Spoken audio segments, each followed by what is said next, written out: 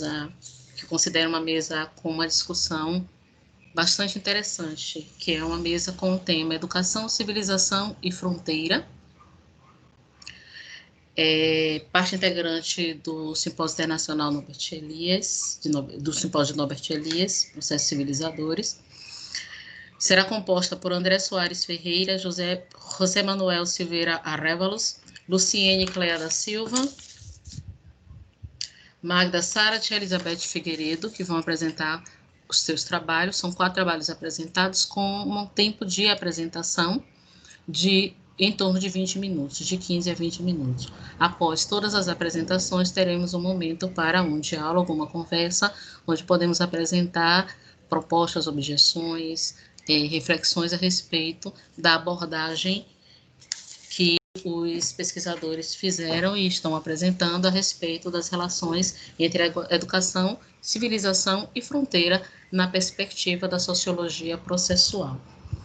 Para iniciar as apresentações, convido André Ferreira Soares, que vai apresentar o trabalho intitulado Educação e Hábitos Fronteiriço, Diálogos entre Melo e Silva e a Historiografia Educacional sobre a região sul do antigo Mato Grosso. André, você tem 20 minutos.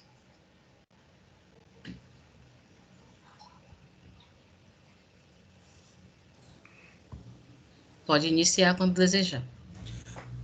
Buenas tardes a todos. Estou muito contente de estar reunido com vocês, aunque a distância, ¿no?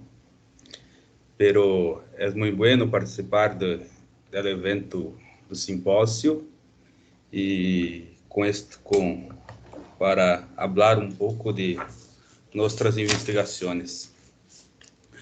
Eu hablarei em português, pero la apresentación, la pantalla projetarei em espanhol e em inglês. Um minuto.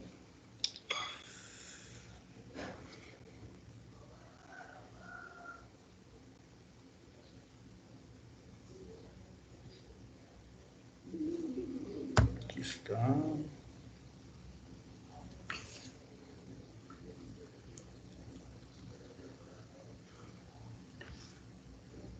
Está apresentando?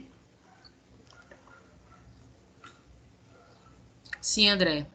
Sua apresentação está compartilhada. Compartilhada. Por que não dá um F5 para que a gente possa ver a tela completa? Vamos lá. Aí está. Opa.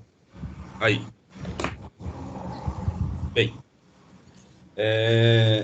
O trabalho intitulado Educação e Hábitos Fronteiriço, Diálogo entre Melo e Silva e a Historiografia Educativa na região sul do antigo Mato Grosso, é parte da minha tese de doutorado, né? Então,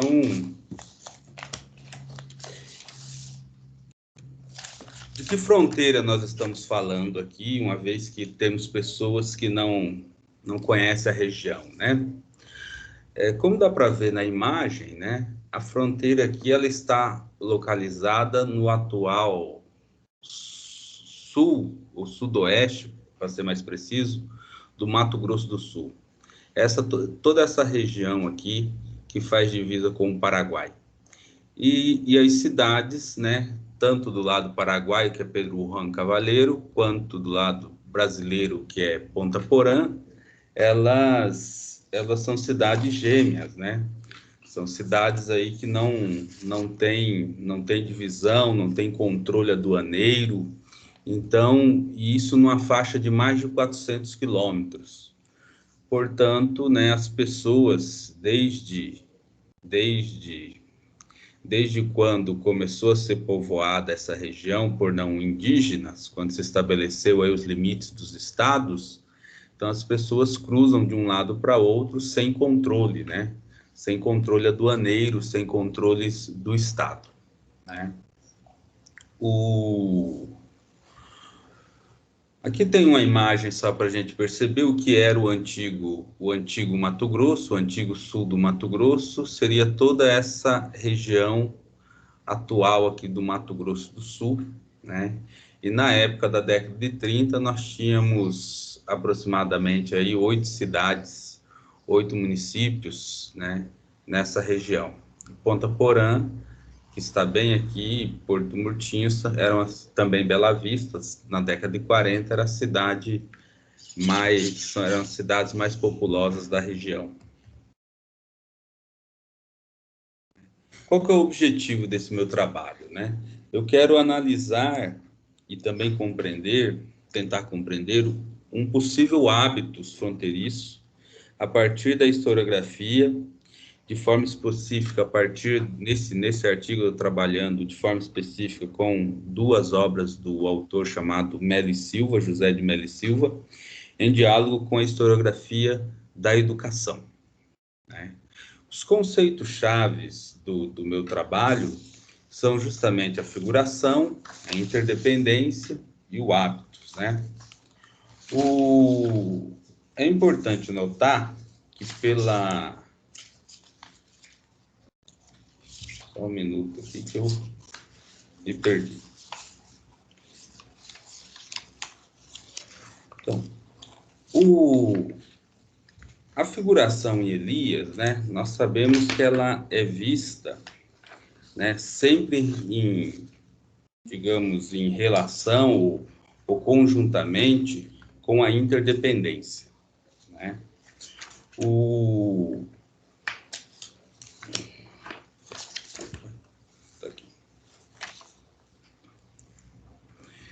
Então, na historiografia, e como eu estou partindo da historiografia, eu estou tomando a historiografia como uma estratégia capaz de ampliar, né, a coesão social de determinados grupos, né? E por isso, então, o conceito de figuração vai fazer parte, né? A historiografia como uma estratégia, como instrumento estratégico, eu tenho como hipótese que ela ajudou a produzir ou reforçar um ideal de hábitos regional, considerando o hábito sempre como um resultado de práticas adquiridas pelos seres humanos em um processo de longa duração. Agora, é óbvio que a figuração, nós sabemos disso, só pode ser entendida enquanto se considera a interdependência dos indivíduos no campo social, pois o conceito de figuração proposto por Elias deve ser apreendido como uma forma social com dimensões variáveis, na qual indivíduos estão ligados uns aos outros por um modo específico de dependências recíprocas e cuja reprodução supõe um equilíbrio móvel de tensões, né? E a nossa narrativa histórica, que é justamente o texto do Meli Silva, ela retrata a nossa região, retrata a região fronteiriça como um lugar, né, violento, né, um lugar de contravenção e um lugar onde os costumes do povo, os costumes daqueles que ali viviam, né, estão distantes dos ideais de civilidade que foi desenvolvido nos grandes, que se esperava, pelo menos tinha como noção, que estava sendo desenvolvido nos centros urbanos do Brasil, seja na região mais central ou no litoral. José de Meli Silva, né? O José de Meli Silva, ele é um juiz de direito que veio para a fronteira na década de 30, né? Em 1933, e foi juiz nas comarcas de Ponta Porã e de Bela Vista durante 33 e 45. Neste período, então, José de Meli Silva escreveu 2 livros, né? O primeiro deles é Fronteiras Guarani, e o segundo é o Canaã do Oeste. Um foi publicado em 1939 e o outro teve a primeira publicação em 1947. Esse livro é fruto das experiências de José de Meli Silva na região fronteiriça, né? O livro Fronteiras Guarani. No livro Fronteiras Guarani, né, O José de Melo e Silva apresenta diversos aspectos históricos e políticos, econômicos, culturais da fronteira e propõe sempre medidas que ele considerava indispensável, né, para que a fronteira alcançasse um grau de civilidade comparado a regiões, né, da costa brasileira, né, os chamados grandes centros, aí, São Paulo, Rio de Janeiro, entre outros. Né?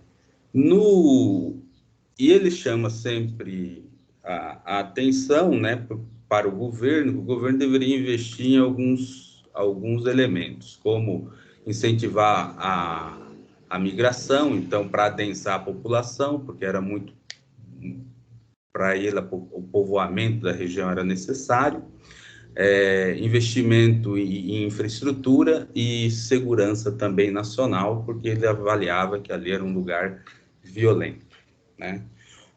No livro Canaã do Oeste, que foi, embora ele repita muito do que ele propôs no livro Fronteiras Guarani, já nesse livro o Melo Silva ele centra a sua análise e ele coloca na sua análise que a educação seria a grande chave de mudança social, né?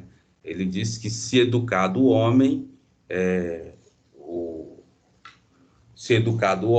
ele fará o resto, né? Por quê? Porque a situação daquele, embora ele continue exigindo que tem que investir em transporte, também em saúde, né? E em outras coisas mais, né? Divisão de terras, né? Esse tipo de coisa da região. Né?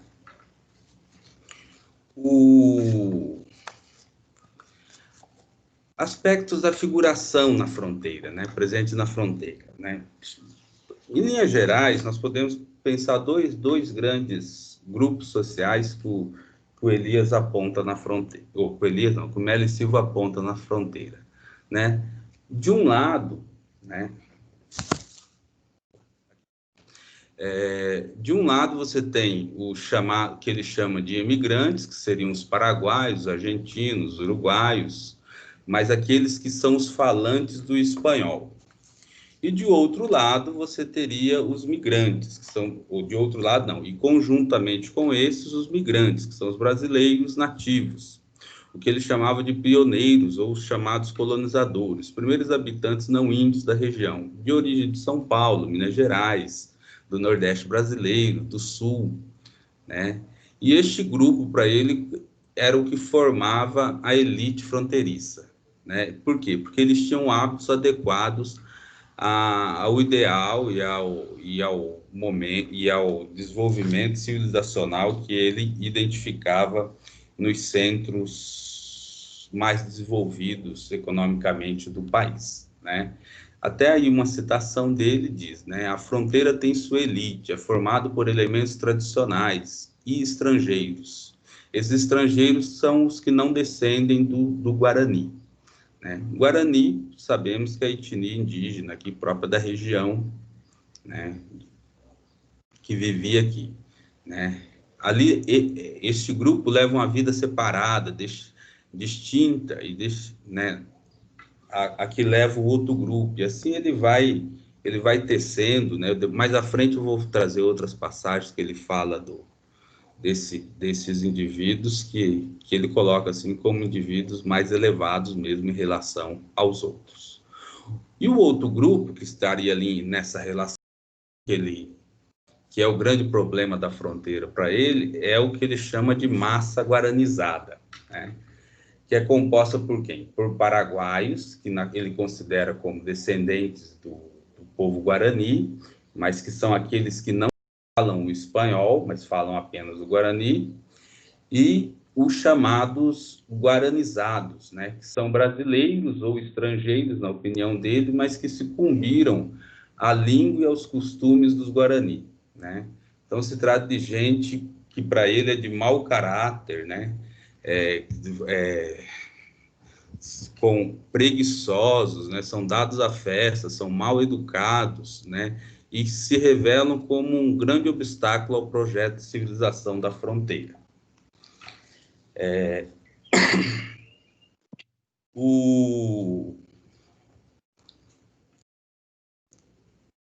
Então, aqui só para a gente observar como um aspecto, digamos, até de ponto de vista de preconceito, né? Ele vai dizer ali nessa citação, né? Não existe nenhuma conveniência existe para a nossa civilização em que o filho daquela fronteira se eduque em função de suas tendências viciosas, no caso, tendência dessa massa guaranizada. Meio mal formado, desajustado, onde imperam hábitos destoantes do padrão da moral adotado em média nos demais recantos nacionais, seria um grande absurdo o permitir-se que tais costumes tivessem influência na vida das escolas que lá se foram instalando. Dados a vadiagem, a bebida e as práticas viciosas, é de todos os dias, e todos os dias verificamos a sua presença em ajuntamentos, nas casas dos seus parceiros, para tocadas de violões e outros instrumentos, música chorosa e horrível, né? E aí ele segue. Entre os guaranis, tudo é motivo para danças, inclusive o acontecimento fúnebre. Só é preciso frisar, quando ele fala Guarani, ele não está falando do indígena, ele está falando sempre dessa massa que, na opinião dele, foi cooptada pelo modo de vida do povo indígena, do povo Guarani, né? Então, o Meli Silva ele se preocupa constantemente em demonstrar no texto dele, de forma especial para o governo federal, os problemas típicos da fronteira. Ele descreve os costumes fronteiriços como um modo de vestir, o sistema de habitação, a forma de alimentação, a religiosidade, assim como apresenta sob tom de reprovação os modelos de comportamento marcados pela aversão ao trabalho e pelo gosto à diversão e jogos.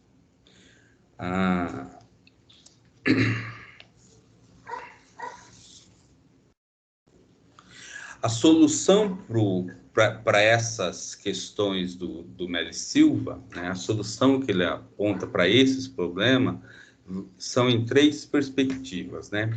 Que é o investimento em infraestrutura, o Estado deve intervir para isso, né? O Estado brasileiro deve intervir para isso, para investir em infraestrutura. Ele deve também investir numa forte imigração. Para ele, as duas coisas estão ligadas, porque tendo infraestrutura, a migração seria quase que natural, e também um investimento forte em educação. Quando ele fala em povoação, né, ele está querendo que o Estado favoreça para trazer, digamos, brasileiros, o que ele chama em ricos de brasilidade, né? Quem são esses brasileiros? São justamente os habitantes do litoral ou do centro do país, aí nas grandes cidades do centro do país, né? Por quê? Porque esses indivíduos, na opinião dele, têm retos hábitos morais, né? E são altamente inclinados ao trabalho. Quando ele fala do segundo aspecto, né, da infraestrutura, né, ele fala em vias de comunicação, está pensando aí justamente em estradas de ferro e também em abertura de estradas, mas assim como também a distribuição de pequenos lotes de terra para favorecer a produção, e também ele lembra que é preciso reorganizar a disciplina das forças militares na região, né? E o terceiro aspecto, o investimento em educação, ele vai destacar que é preciso construir escolas e contratar professores. Agora, esses professores não devem ser professores da região, porque os professores que habitam na região já estão também influenciados pelos hábitos do Guarani. Então, ele quer que traga professor de outros lugares, né? Ele vai dizer: o elemento educação se dá em dois movimentos complementares. A educação é do lar e da convivência social. Mas como a sociedade está corrompida, é necessário ter uma escola forte para educar a criança, a fim de que ela assimile os valores sociais e culturais mais elevados da nação. Então, essas três frentes é o que o Melo Silva defende, né? Como que eu proponho, então, o diálogo com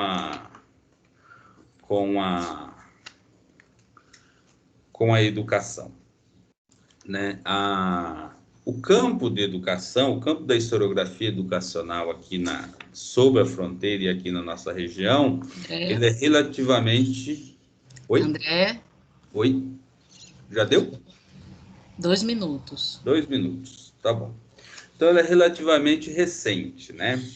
E essa tese aí, que é da professora Nilce Fedato, chamada Educação, Cultura e Fronteira, um estudo do processo educativo cultural na fronteira Brasil-Paraguai, é a primeira que investigou essa região a qual o Melo Silva viveu e escreveu, que é as cidades gêmeas de Ponta Porã e Pedro Juan.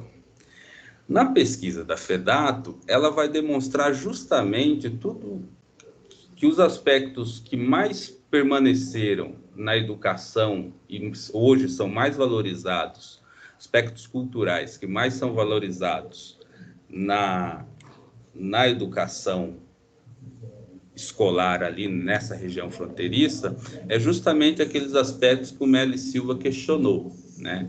Entre eles a mescla da língua portuguesa com a língua espanhola, os hábitos de dança, as músicas e os hábitos alimentares, né? Isso é sempre, inclusive faz parte do currículo escolar, segundo a tese dela, né? De 1995 ainda, né?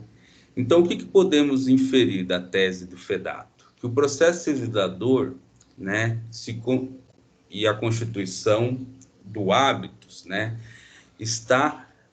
foge do controle das instituições sociais, embora seja perpassada por ela, né? Aonde que está para concluir, então, né? A historiografia explicou os processos, né? A historiografia explicou os processos, né, sociais da região fronteiriça, sempre marcada pela ausência. Por Melo Silva, a presença do Estado era fraco, não tinha escola, não tinha investimento público e outras coisas mais, né? E aí, por isso, não se avançava as coisas. E percebemos aí, quando a gente analisa e faz o diálogo com a educação, que é justamente para entender com Elias, nós temos que valorizar aquilo que existia, no caso dos sujeitos que estavam ali. Por quê? Porque é justamente os hábitos daqueles sujeitos que mais necessitavam de educação, que é o que permaneceu como característica ou identidade fronteiriça na região. Obrigado.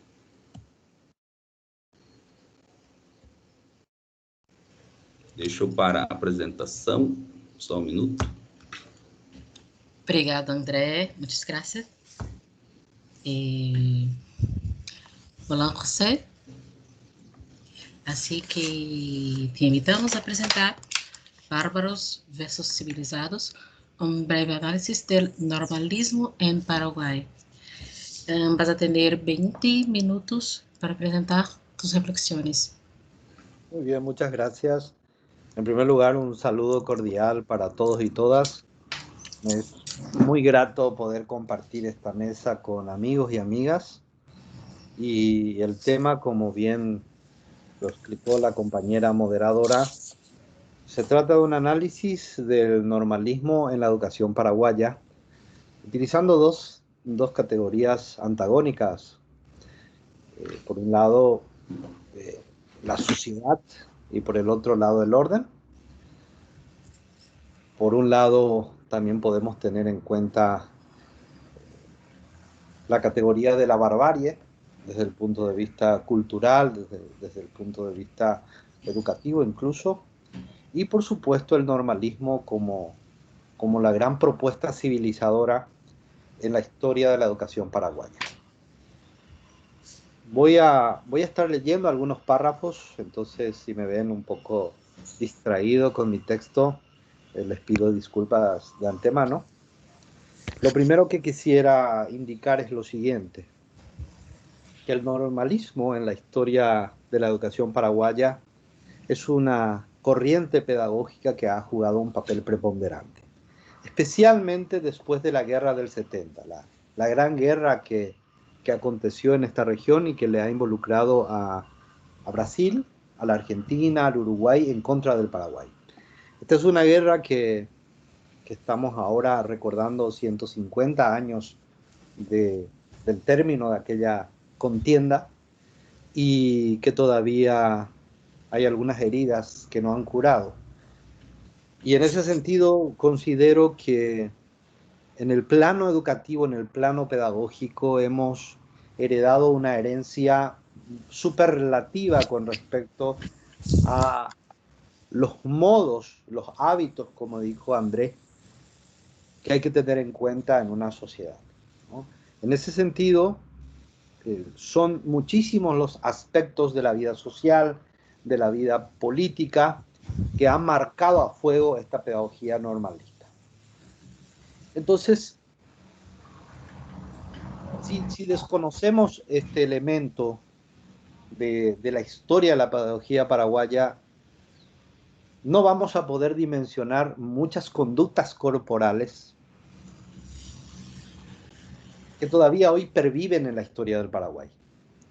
Historias donde se subyugan cuerpos, historias donde los campesinos, los indígenas, los obreros quedan al margen de esa gran civilización, esa organización y ese orden limpio, ¿no? Entonces, las marcas, los estigmas, los nombres que le ubican a unos y a otros hacia el otro lado de ese orden preestablecido, lo hemos heredado de la escuela normalista. Esa es mi tesis que he defendido en varios textos y que esta tarde también lo voy a hacer.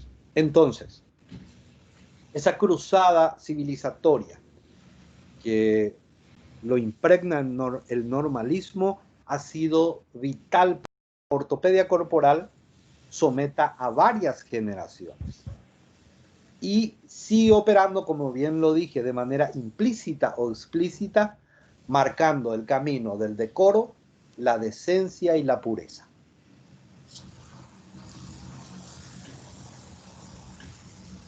Entonces, como bien lo indiqué al inicio, cuando hablamos de normalismo, necesitamos, por supuesto, tener como un fundamento filosófico la idea del higienismo, la idea de la suciedad como un término complementario, ¿no?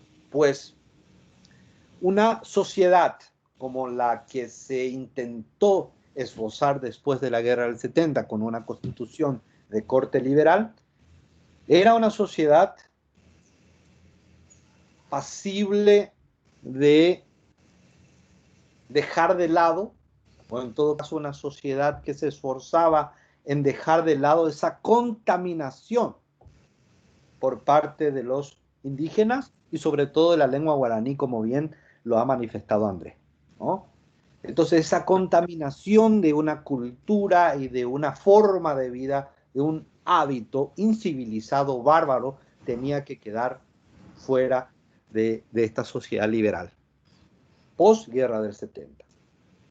Entonces van a comenzar a colocarse mecanismos y dispositivos muy eficaces en cuanto al ejercicio y la reproducción de estigmas de exclusión y también de control.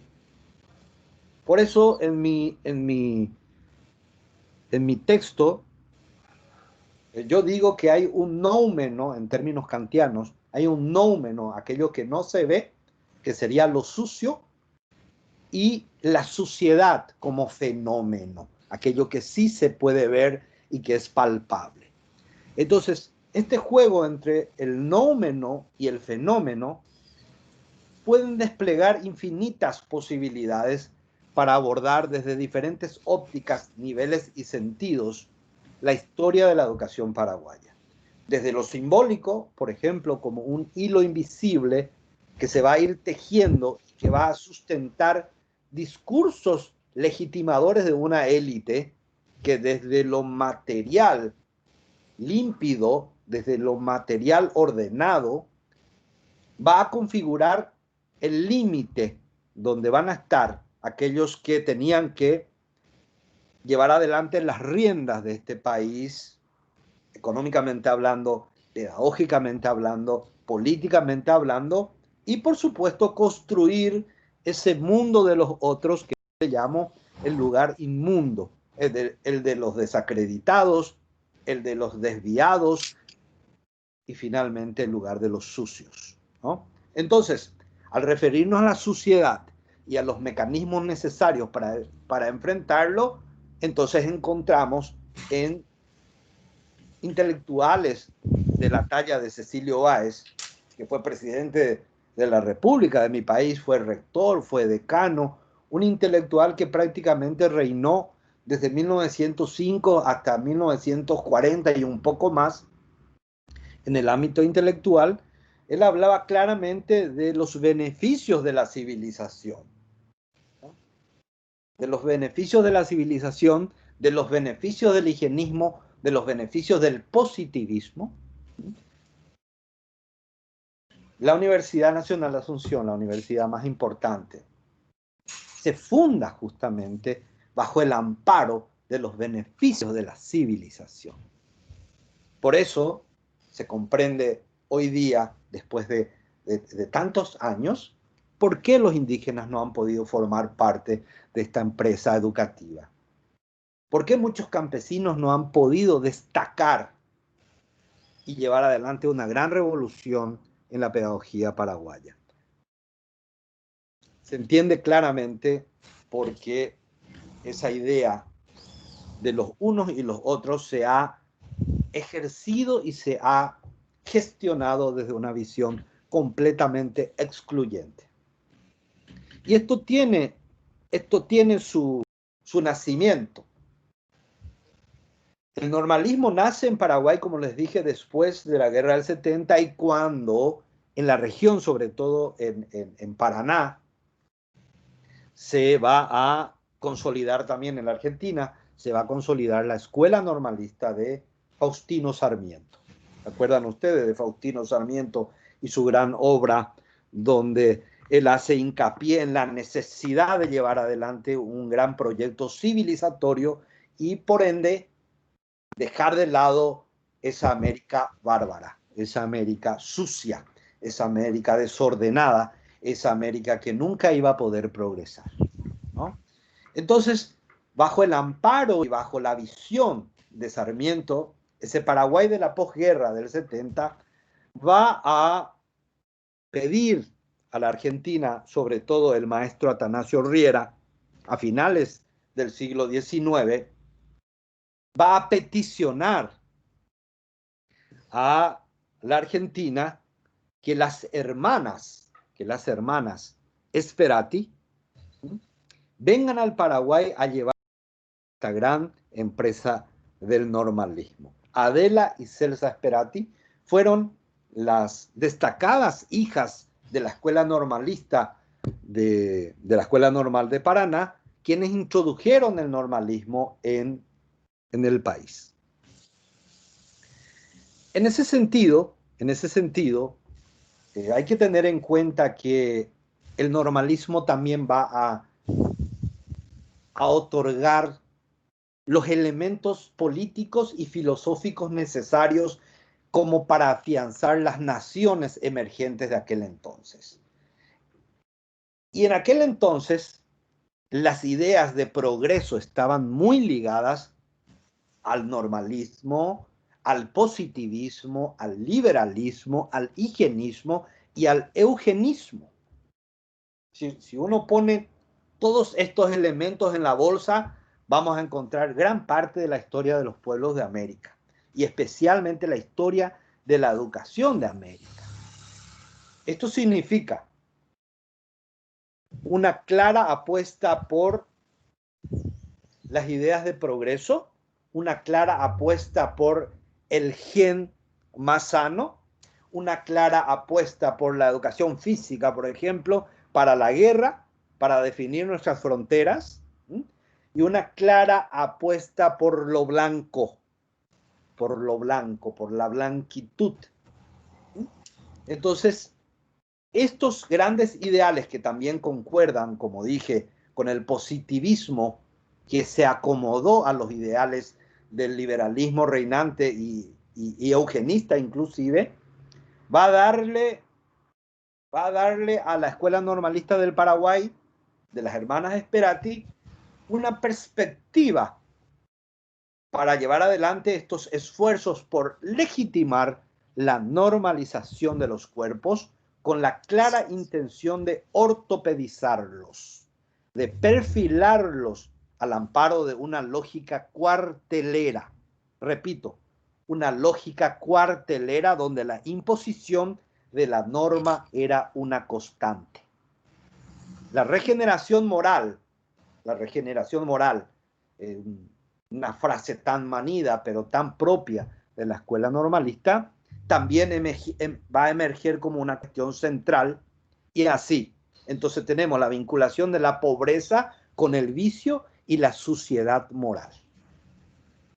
La pobreza estaba ligada al vicio y a la suciedad moral. Entonces, en contrapartida, aparecía el amor al trabajo, el cambio de hábito, y todo esto se podía conquistar gracias a la gestión de una educación normal, que garantizaría la regeneración moral de aquellos inútiles y de todos aquellos que podrían eventualmente representar un peligro para la sociedad. Entonces, bajo estos prejuicios, se va a recepcionar y se va a administrar el normalismo en el Paraguay. Pero lo interesante de esta historia normalista es que esta pedagogía, que tenía como intención regenerar al pueblo paraguayo después de una cruenta guerra, lo que ha hecho es nada más y nada menos que hacerle el juego político, filosófico, si se quiere, de fundamento, para que una minoría explotadora gestione los destinos de una población mayoritariamente sumida en la pobreza, y esta minoría explotadora se ha quedado con las tierras más productivas y fértiles. Estos son los grandes latifundistas, ¿verdad? Y ese ideal de progreso y de civilización, que en principio tenía que dirigirse a los escolares de todas las escuelas del Paraguay, la idea de progreso y de civilización ha quedado en Asunción y alrededores, pero no ha llegado a esos lugares donde sí se encontraban niños harapientos que concurrían a las escuelas humildes del interior del país en condiciones paupérrimas. En definitiva, dice Schwarman en un texto del año 2011, lo que la guerra de la Triple Alianza ha hecho ha sido la destrucción del auge económico paraguayo, que se estaba expandiendo en la época de los López, ¿no? Y lo que ha hecho además es sumirle al Paraguay en una pobreza tremenda, pero con un discurso regenerador y cuasi de ficción. Entonces, ese normalismo de finales del 19 va a transitar sin muchas dificultades, porque todo el cuadro político se había formado al amparo del normalismo y del positivismo. Va a transitar sin dificultades al siglo XX. Y va a entrar de lleno al siglo XX con sus lazos intactos con el higienismo, con el positivismo y, por supuesto, con el liberalismo más rancio. Entonces, las prácticas pedagógicas, la estigmatización, el control, la segregación, encontraban un asidero en las premisas de lo preestablecido y de lo estereotipado, finalmente encontró el siglo XX como un siglo muy propicio para seguir desarrollándose. Yo quiero ilustrar todo esto que estoy diciendo con algunos pasajes de una obra que fue muy comentada y lastimosamente a mí me da mucha pena que todavía hoy se celebre esta obra, porque grandes pedagogos empiezan a leer y dicen, gracias a estas grandes profesoras, el Paraguay se ha civilizado, ¿no? El texto se llama Misceláneas Paidológicas para Padres y Educadores, es de 1942 y es de María Felicidad González. Abro comillas. Y dice esta señora, cuando hace referencia a unos y otros. Y su ideal es justamente no mezclarlos para evitar una posible contaminación. Porque unos son sucios y otros son limpios. Se abre comillas. Y dice la señora, el deber del educador es seleccionar en dos grupos a estos niños. Los que por su aspecto exterior y actividades psíquicas se hallan dentro de la generalidad. Esto sería la normalidad. Y responden a todas las características de la raza. José. Sí. 2 minutitos. Muy bien. De la raza, del medio y de la edad, que forman el grupo más numeroso. Y los que por sus tendencias extrañas, anormales y manifestaciones anímicas particulares se apartan de lo regular, de lo corriente, de aquellos que evolucionarán normalmente. 1942, página 128. Muy bien. Voy a ir pasando esto para ir cerrando. La escuela debe ayudar a construir ciudadanía. Esto es innegable. Esto es a vencer todo tipo de miedos. La gente libre es la que piensa y crea mundos mejores. Una escuela que ayer estigmatizaba cuerpos es la que hoy enmudece ante los reiterados atropellos a los pueblos y hábitat de los pueblos indígenas y campesinos. La escuela heredera del normalismo tiene que desaparecer, porque ella calla ante los abusos sistemáticos a los pueblos indígenas y ante el éxodo de los cinturones de pobreza de campesinos, y sin embargo hace vivas y alardea de una identidad supuestamente guaraní. Por ello, revisar la historia de la civilización desde la historia de la pedagogía normalista es asumir que en los alrededores, en los límites de nuestro lenguaje y de nuestro mundo, los prójimos asumieron el peso de los constructos que sustentan las doctrinas pedagógicas de turno. No obstante, la esperanza de un acontecimiento trascendental que trabaje por la inclusión, la pluralidad, la asunción de voces es tarea de un tiempo que se aguarda para existir con dignidad. Administrar la palabra y desde ella las necesidades y en sueños y en comunidad es la clave de la convivencia. Un pensamiento que logre restituir nuestro hábitat compartido necesariamente será un pensamiento superador del normalismo, de las manías de la civilización, y tenemos que construirlo sobre el sentido de la justicia y de un Estado social de derecho que nunca más tiene que extraviarse por los caminos de la sujeción corporal, de la desvergüenza y la exclusión. Muchas gracias.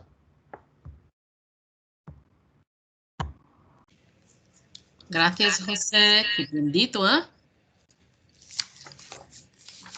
Vamos, então, para a apresentação agora. Eu não vejo. Luciene, você pode ligar a câmera? Você está por aí? Olá, está ligada. Você não está ligada? Ah, então agora eu estou te vendo. Pronto. Então, Luciene, e vai nos apresentar o trabalho intitulado Ponta Porã e Pedro Juan Cavaleiro, formação docente, interdependências e civilização. Luciene, quando você compartilhar novamente a tela, você dá um F5 para ficar completo. Estão vendo? Sim. Sim? Sim. Coloca tecla no F5. Agora. Perfeito. Ótimo. Bom, quando você quiser. Então, tá. É que eu não vejo vocês, mas então vamos lá. Boa tarde a todos e a todas. Vou falar em português, espero que todos me compreendam. Eu sou Luciene Silva, professora da UFMS, campus de Ponta Porã, Brasil, egressa da Universidade Federal da Grande Dourados, onde fiz doutorado em educação e onde pude conhecer os estudos de Norbert Elias a partir do grupo de pesquisa, educação e processo civilizador. Então, é um prazer fazer parte desse simpósio internacional e poder compartilhar, mesmo que à distância, né, desses momentos de interações e aprendizagem. O que eu trago aqui hoje para essa discussão é um recorte da minha pesquisa de doutorado. Então, esse trabalho foi intitulado Ponta Porã, Brasil, e Pedro Juan Cabalheiro, Paraguai, Formação Docente, Interdependências e Civilização. Então, esse recorte foi tirado da pesquisa maior, que eu finalizei agora em abril de 2020, de professoras da infância na fronteira de Ponta Porã, Brasil, e Pedro Juan Cabalheiro, que foi orientado pela professora Magda, e que analisou as trajetórias de formação inicial de professoras da infância, formadas de 1980 a 1990, na fronteira de Ponta Porã e Pedro Juan Cabalheiro.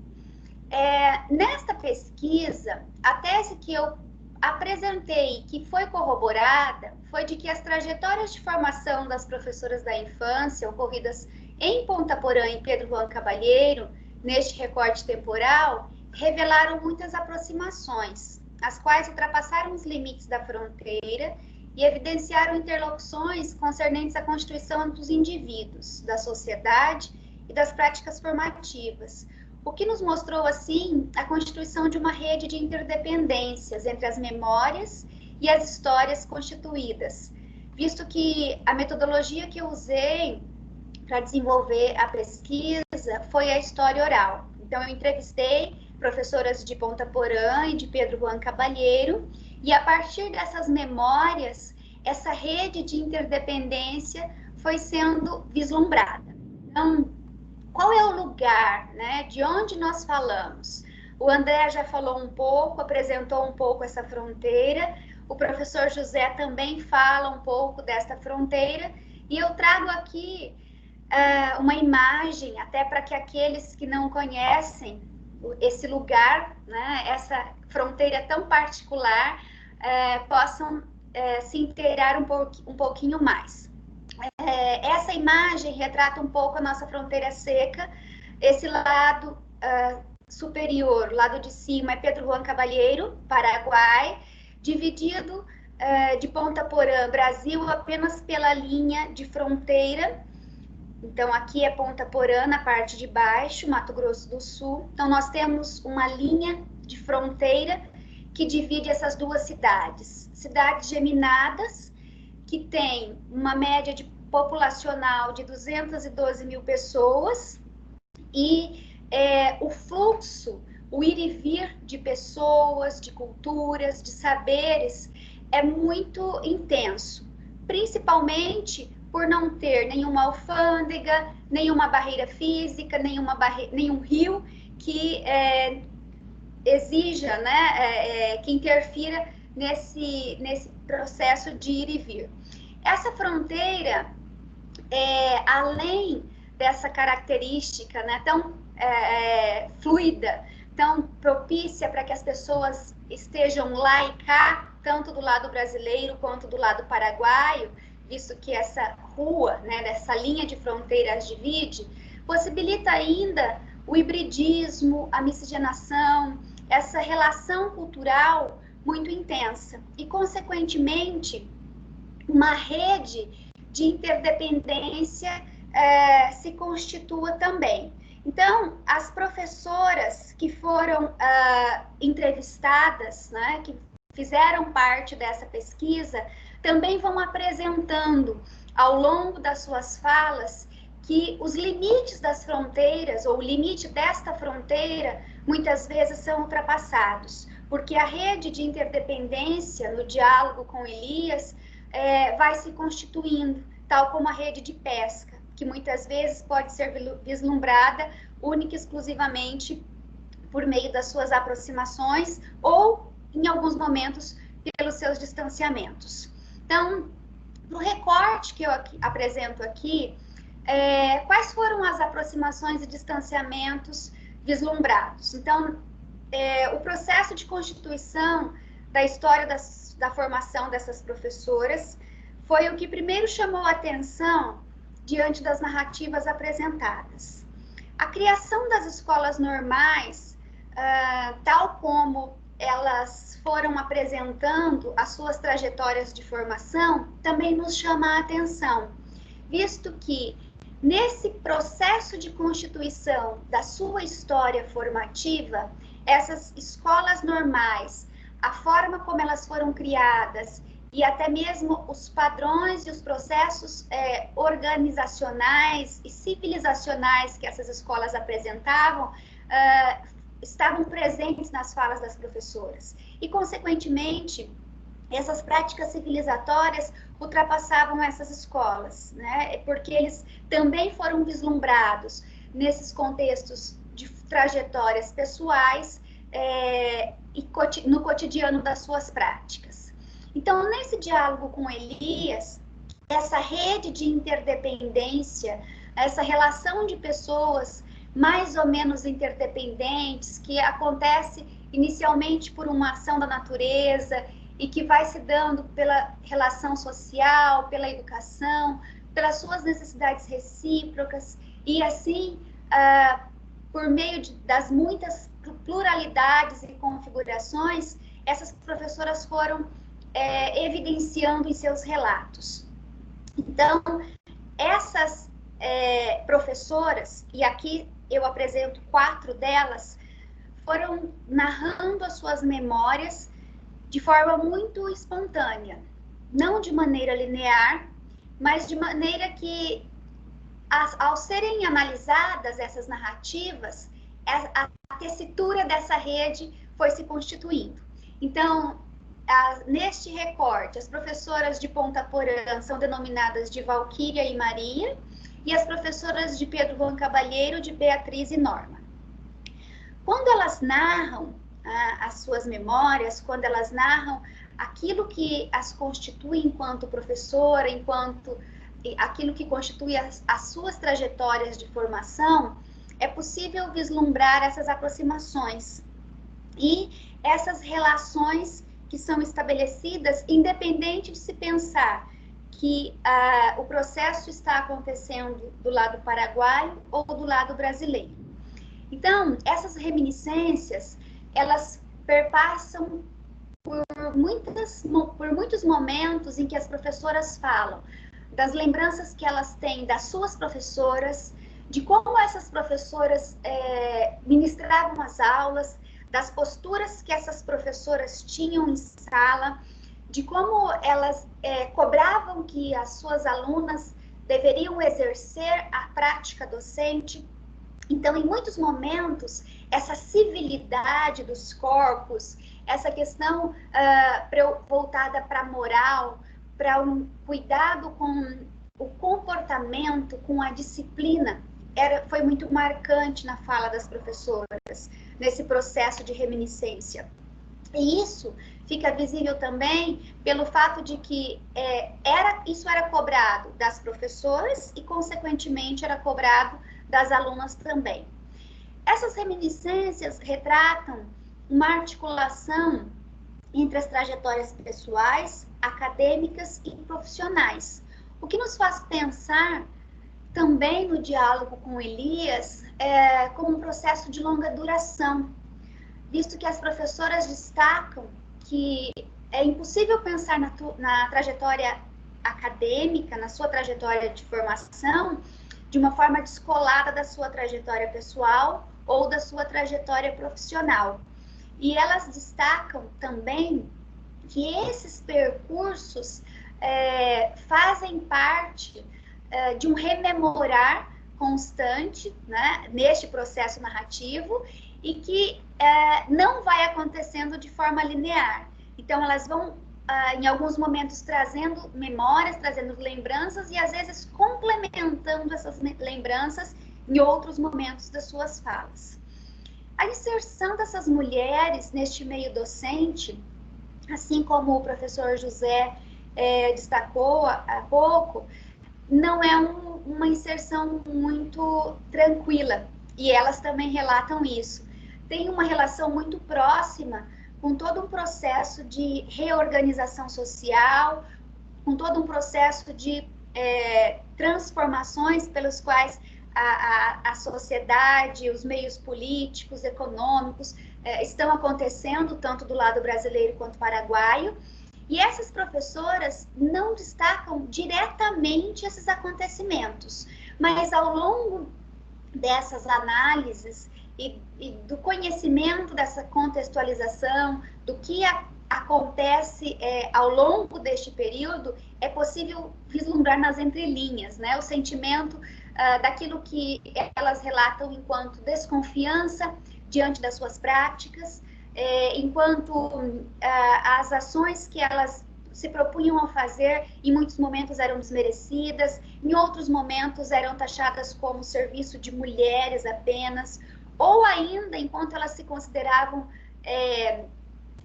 como grandes conquistadoras diante daquele espaço que antes não lhes era ofertado, não lhes era possibilitado. Então, elas vão mostrando também um percurso de conquistas, mas de muitas dificuldades. Então, essa autonomia, ela vai se configurando como uma autonomia relativa, porque, ora, essas mulheres apresentam certa autonomia, ora, elas se veem meio que barradas diante daquilo que a sociedade lhes impunha, diante daquilo que elas deviam seguir como padrão que já estava proposto naquele espaço, naquele meio no qual elas estavam inseridas. Então, este processo de constituição da história da formação vai também nos mostrando como esses saberes plurais, como essas histórias plurais pôde constituir essa rede de interdependência. E no contexto das escolas normais que foram se constituindo nesses dois países, essa rede também nos mostra uma tessitura de fios que se aproximam, que se distanciam. E por que eu coloco essas aproximações e distanciamentos? Porque tanto no Brasil quanto no Paraguai, em alguns momentos, a aproximação entre a criação das escolas de primeiras letras, a forma como o ensino foi pensado, apresenta uma aproximação. Mas, entretanto, por exemplo, os períodos em que isso acontece no Brasil ou no Paraguai representam um distanciamento. O período em que o movimento expansionista das escolas normais acontece no interior do Brasil é diferente do período em que isso acontece no Paraguai, principalmente pelo que acontecia também diante do cenário político, econômico desses dois países. Então, essas escolas vão se constituindo de uma forma diferente, mas com proposições e muitas vezes com organizações diante das suas políticas educacionais semelhantes. E dentro do que as professoras colocam enquanto as suas lembranças diante do que as escolas onde elas estudaram apresentavam, né, está muito evidente essa relação. Então, as professoras que estão presentes nessa pesquisa retratam um estudo, inicialmente na Escola Normal Ader Marques, que foi criada em 1973, e as professoras de Pedro Juan, do Centro Regional de Educação de Pedro Juan Cavalheiro, ou Centro Regional de Educação Dr. Raul Penha, que começa em 1976 e depois, em 85, muda de nome. Então, essas instituições, por serem criadas neste mesmo período, apresentam organizações educativas também muito próximas. Então, essas relações ou essas aproximações inferem também nas memórias e nesse processo formativo das professoras. E, consequentemente, nas práticas civilizatórias que elas vão trazendo para essas lembranças. Então, a civilização dos indivíduos vai sendo vislumbrada aqui de uma maneira não linear, como eu já coloquei, de forma gradativa e por meio de processos não planejados, ou processos cegos, como diz Elias. Então, essa civilização está diretamente ligada com essa nova forma de organização da sociedade, com essa preocupação voltada para o cumprimento das regras, para os padrões que as escolas e a própria sociedade propunha, para o segmento de valores, para as crenças, tradições, para os modos de vista, para os modos de vida que estavam já pré-estabelecidos nessa sociedade e para as muitas configurações que estavam também pré-estabelecidas neste meio no qual essas professoras estavam inseridas.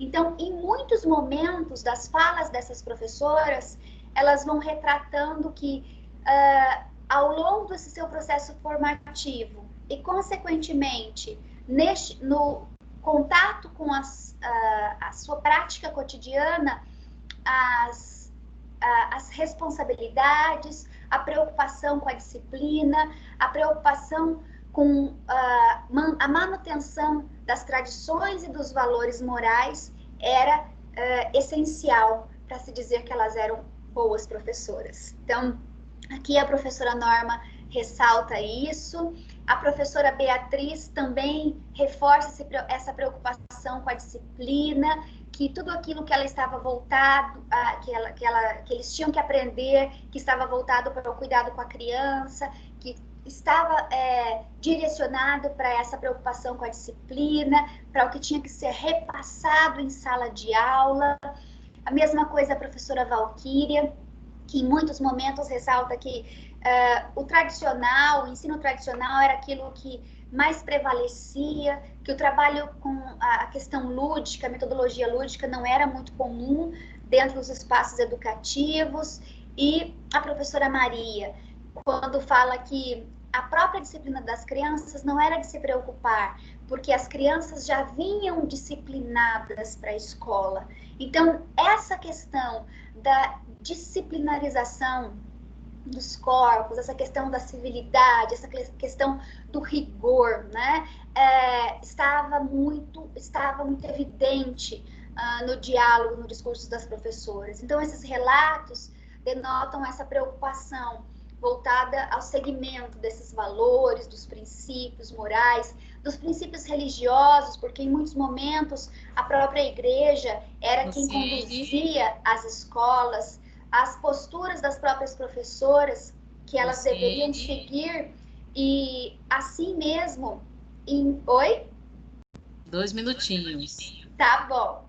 E dessa forma, elas estariam assegurando que estariam sendo boas professoras ou desenvolvendo um bom ensino. Então, esse papel de continuidade das ações civilizatórias mostra que era uma responsabilidade que as professoras estariam assumindo. Isso independente do lado brasileiro ou paraguaio. Então, essa gradativa civilização, esses processos não planejados, essas ações, né, que vão acontecendo de forma interdependente, estão muito presentes nos relatos das professoras. Então, elas vão mostrando que, por mais que em alguns momentos elas têm consciência do que a sociedade lhes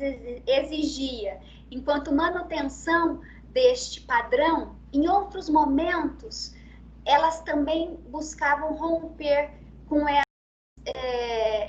essas exigências. Então, isso vai se mostrando diante do que as redes de interdependências traz de aproximações e distanciamento. Desta forma, consideramos que as interdependências estabelecidas ao longo do processo de constituição da história da formação docente, bem como das práticas formativas e civilizatórias das professoras fronteiriças, evidenciam um compartilhar de historicidades e vivências, dando a ver os modos de ser, agir e tornar-se professora do grupo em questão, permeadas pela fluidez da fronteira como campo múltiplo de possibilidades e interações. Então é isso. Aqui estão as referências. Muito obrigada.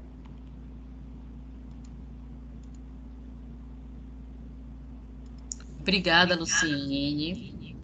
Excelente apresentação. Magda. Então, vamos com a apresentação de Magda e Elizabeth, que não está no momento, mas o texto foi construído pelas duas, cujo título é Celebrações Escolares na Fronteira, História de uma Educação Civilizadora. Magda, quando quiser.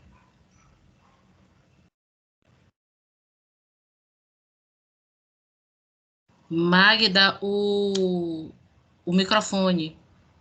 Desativar. Você tá me ouvindo? Agora sim, perfeitamente. Tá. E André já começou a compartilhar a sua apresentação. Você coloca... o André vai compartilhar os slides. Boa tarde a todos e todas. Buenas tardes. Não vou falar em portunhol, porque não sou capaz de fazê-lo para uma apresentação em público, mas os slides estão em espanhol. Eu queria agradecer muitíssimo, e cumprimentar esse evento, que é um evento caríssimo para nós, do grupo do Norbert Elias, esse evento internacional, e cumprimentar especialmente ao Davi Serra e ao Diego Barragán, nossos amigos e colegas que estão nessa empreitada de fazer esse evento com essa perspectiva do evento online. Nós que fazemos esse evento, estamos no evento desde 90 e poucos, da década de 90, a única coisa que a gente sente nesse evento é não poder estar presencialmente nos encontrando, nos abraçando, e ter que fazer o evento deste modo em tempos de pandemia, e não podemos bailar uma salsa, ir para o bar e tomar uns goles e coisas assim. Mas vamos fazer com que esse evento seja um momento marcante, como ele já está sendo, nessa perspectiva de fazê-lo em parceria. Essa proposta de uma mesa Educação na Fronteira que fizemos foi uma perspectiva de trabalhar em parceria com o nosso grupo aqui do Mato Grosso do Sul, especialmente o grupo que pesquisa numa determinada região, que eu não vou me voltar para a região, porque os colegas que me antecederam já falaram da região, tanto o André, quanto a Luciene, quanto o professor José Manuel, a quem nós convidamos para estar conosco, da Universidade Nacional de Assunção, e com quem nós temos feito parceria. Dina, eu não estou vendo os slides, não aparece para mim, então não sei o que passa. André estava compartilhando a tela com a sua apresentação, mas ele interrompeu. Então, vamos tentar entender o que está acontecendo aí, André. Eu posso continuar sem, mas, enfim. Seria interessante, porque eu fiz os slides só para as pessoas que estão em língua espanhola compreender um pouco, mas eu posso fazê-lo. Pronto, Magda. André já colocou a apresentação novamente. André, se você puder dar um F5, é melhor, porque preenche totalmente. Perfeito. Bom, então, este trabalho está em parceria com a professora Elizabeth Sá, porque ele é resultado de um pós-doutorado que eu fiz durante o ano passado, e ele é uma pesquisa realizada especificamente com a documentação para este trabalho, que foi com apoio da CAPES, que é uma agência de pesquisa no Brasil. Então, por isso, né, orientado, acompanhado pela professora Elizabeth, que não está comigo mais neste momento, mas que esteve comigo em todo o período. Por isso que nós fizemos uma pesquisa em parceria, que discute um pouco do que nós chamamos de celebrações escolares, porque é uma proposta de pensar a educação na fronteira e como que alguns ritos e algumas celebrações que são escolares, que acontecem somente no âmbito da escola, também têm essa perspectiva, esse caráter de imprimir hábitos, de imprimir modos de comportamento que só tem sentido na figuração escolar, né? Pode passar o próximo, André. Como eu disse, nós falamos de um lugar específico, que, no meu caso, é o mesmo espaço que o André fala, que a Luciene fala, que é a fronteira entre o Brasil e o Paraguai, e que na década que eu pesquisei, o ano de 1940, se chamava Território Federal de Ponta Porã. E naquele momento, o estado se chamava Mato Grosso e hoje se chama Mato Grosso do Sul, por conta de uma divisão que ocorre em meados de 1977, quando o estado se divide. Trabalhei com alguns documentos, né, numa perspectiva da história, com um relatório federal que acontece num determinado período, com memórias de pessoas que vivenciaram naquele período de década de 30 e 40, e alguns ofícios também que foram encontrados nesse momento.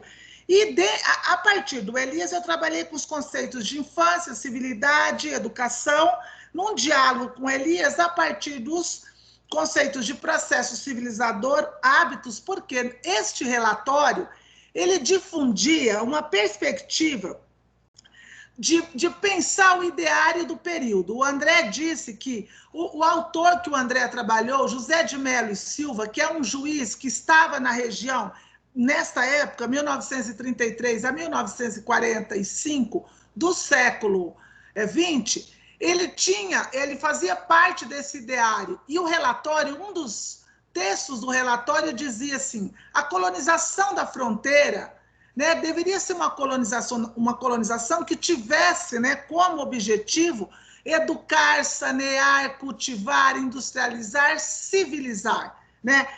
O relatório tinha a perspectiva que era sair do centro do Brasil e ir para sair das margens do Brasil, do litoral, das grandes cidades, e ir para dentro do Brasil, fazer o que é a chamada marcha para o oeste, de colonizar dentro do Brasil, as fronteiras do Brasil, numa expansão também demográfica e num cuidado com as fronteiras do Brasil. Nos países que nós tínhamos de Bolívia, Argentina, Paraguai, para que o Brasil, dentro do Brasil, né, houvesse uma ocupação populacional, demográfica. Então, houve uma preocupação, especialmente na década de 40, num governo no Brasil chamado a Era Vargas, que ocorre na década de 30 até 45, que teve essa preocupação aí de levar todo o desenvolvimento do país para dentro do país e colonizar o interior do Brasil, que eles chamavam de sertão do Brasil. E não preciso ir longe, porque nós estamos num evento internacional. As pessoas conhecem o Rio de Janeiro, São Paulo, a Baía de Todos os Santos. Dourados, Mato Grosso do Sul, pouca gente conhece. Quando a gente diz eu sou de Dourados, em alguns lugares, eles perguntam se eu vivo na selva. Não tem tanta selva. Aqui tem o Pantanal, onde eles estão queimando, infelizmente. Então, há uma ideia de trazer essa colonização para o interior. E no diálogo com o Elias, a gente tentou trabalhar essa ideia de, se o processo de civilização é um processo que corresponde a uma aprendizagem em processo contínuo, Uma aprendizagem que não tem um fim, ela só tem uma direção que é clara, mas ela está sempre em continuidade, né? O conceito de hábitos em Elias, ele é produzido entendido como uma segunda natureza. Nós pensamos nessa pesquisa em trabalhar a escola como uma figuração, né? E o processo educativo que ocorre dentro da escola, que é um espaço que produz, que configura comportamentos, que configura hábitos, que são aprendidos num processo longo, desde que o indivíduo é criança, desde a infância, porque a escola vai formar comportamentos, posturas corporais, sociais, em modelos específicos, porque a criança fica grande parte dentro da escola. E esse processo é um processo de autorregulação que é adquirida e vai sendo, ao longo de um tempo, adquirida dentro da escola, nesses comportamentos específicos, porque a escola tem liturgias específicas, a escola tem comportamentos específicos e lugares específicos, e a civilidade, é possível que a civilidade fosse compreendida, fosse alcançada a partir da escola para esses territórios no sertão do Brasil, na qual essa marcha para o oeste ser colonizada, precisasse ser civilizada. Dentre esses rituais, eu coloquei ali uma imagem, né, de uma memória de uma das entrevistadas, que ela se lembra, na sua memória, de um fragmento desses rituais escolares, quando ela escrevia no caderno, todos os dias escrever no caderno a data do tempo, ela aprendia o tempo e também aprendia, esta aprendizagem do tempo fazia com que isso, como um ritual escolar no qual ela tinha que aprender o tempo. Pode passar. E aí nós trabalhamos, como não é possível, para este momento, eu vou apresentar somente uma ideia, um documento que eu trabalhei, que foi uma celebração que aconteceu na escola, que, na verdade, é uma celebração para a infância, mas que ela tinha o objetivo de atingir também os adultos e a comunidade, que é uma celebração que aconteceu em 1945, que foi a celebração do Dia das Crianças, que no Brasil, Dia del Niño, se comemora em outubro, 12 de outubro de 1945. Aí é um documento da programação, pode passar, André. Foi uma programação preparada para esse dia, na qual teve uma semana de programação, a semana inteira de uma programação para a comunidade e para as crianças. E se vocês observarem, toda a programação ela era composta de palestras e conferências para a comunidade, sobre educação, sobre alimentação, sobre como fazer hortas escolares e sobre temas que tinham muito mais sentido para os adultos do que para as crianças. E todas essas atividades aconteceram em lugares da cidade, em lugares do território, na qual envolveram as lideranças da comunidade, porque um dos objetivos era ensinar para esta comunidade, como o André cita no texto dele, de bugres, de indígenas, de guaranis, de arruaceiros, de pessoas sem muitos modos, como o texto do Melo e Silva fala, um modo de civilidade distinto e um modo de civilidade adequado. Passa, por favor, André.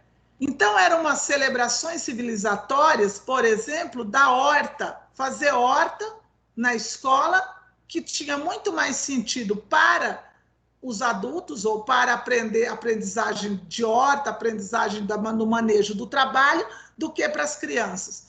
Passa a próxima, André. Então, qual que era a prioridade de uma semana que deveria celebrar as crianças?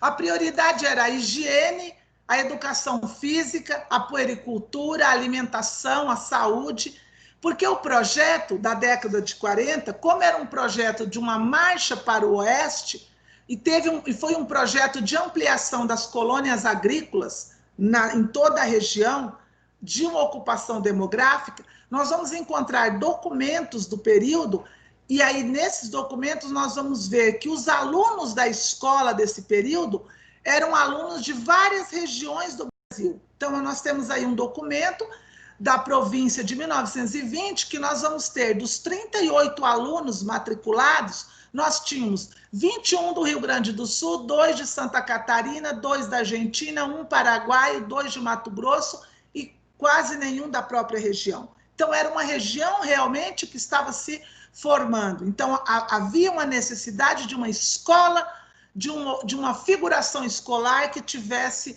também junto com ela um processo de mudança de comportamento, de modos de comportamento. E nesse programa, havia uma necessidade de desafio de novos hábitos alimentares, porque era uma necessidade de uma nova geração saudável, de uma pátria trabalhadora, de uma pátria forte. Então, o ideário do período, da década de 40, ele vai ser impresso e vai ser trazido para esse período, para a escola. A introdução de conhecimentos científicos, de novos conhecimentos, a ideia do controle, a ideia da regulação dos costumes, a ideia de ensinar uma população a comer, a se cuidar, a higiene, a produzir alimentos, com esse processo, esse ideário de uma nação limpa, sã, bem alimentada, que vai de encontro também com aquele discurso que o professor José Manuel fala, dessa ideia de um branqueamento, de uma limpeza, de trazer esses modelos para este grupo, para este povo, para essa região. Nós temos, com relação à questão alimentar, também uma introdução já nos finais dos anos 40, dos anos 50, da soja, que também vai propor para a região a introdução depois de culturas de grandes plantações, porque nós hoje somos regiões de grandes plantações, de monocultura, em detrimento às pequenas produções, aos plantadores de menores culturas. Então, existiu um projeto que partiu também da escola para esse movimento dito civilizador. Então, foi uma semana para a criança que celebrou os adultos. Passa, André, já estamos indo para os finalmente. E qual seria, o que teve para a criança nessa semana da criança? 2 atividades, uma chamada festa esportiva, com atividades escolares, e uma dita sopa escolar, que é o que está no documento. A dita festa esportiva era a responsabilidade da professora de educação física e foi feito no campo da guarda territorial, no Exército, no pátio do Exército. E, ao que os documentos mostram, havia uma ausência de atividade de interesse infantil, como jogos, brincadeiras, e sim atividades de ginástica.